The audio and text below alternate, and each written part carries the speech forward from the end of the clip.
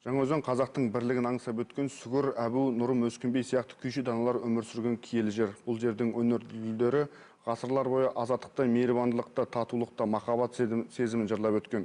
Осындай қасиетті өңірде басбұзарлық тәртіпсіздіктердің орын алуы өте қынжыларлық жағдай. Алдағы уақытта мәселенің мән-жайы жан-жақты зерделеніп саралануы тиіс дейді астаналық зиялы қауым өкілдері.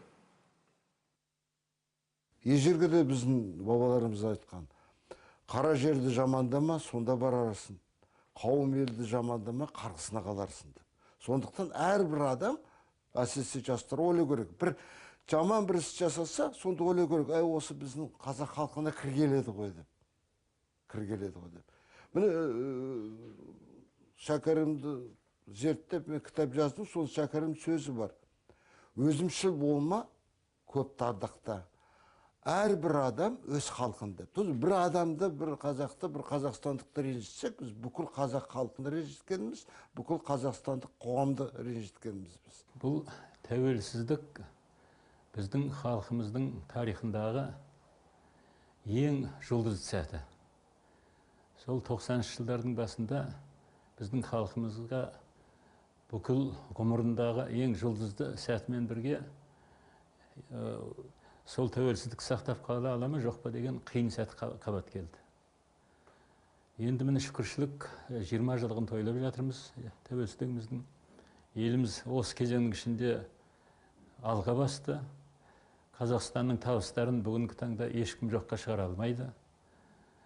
Ал бірақ осындай бір ең қуанышты сәтімізде мына Жаңаөзенде естіген құлаққа түрпідей тиетін, жұрттың барлығының ренішін туғызған оқиға болып өтті. Бұның өзі ақылмен жаңағы барлық заңдылықтар ескеріле отырып, әділеттілікпен шешілетін мәселе болуға тиіс.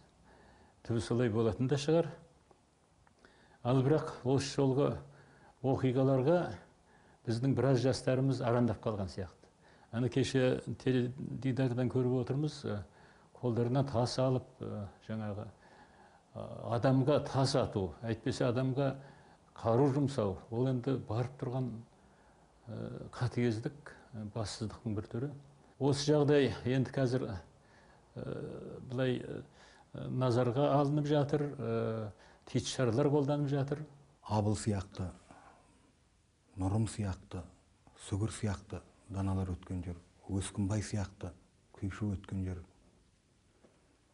Бұл өңір аса бір мейірбандықты, махаббатты, сезімді жырлап өткен.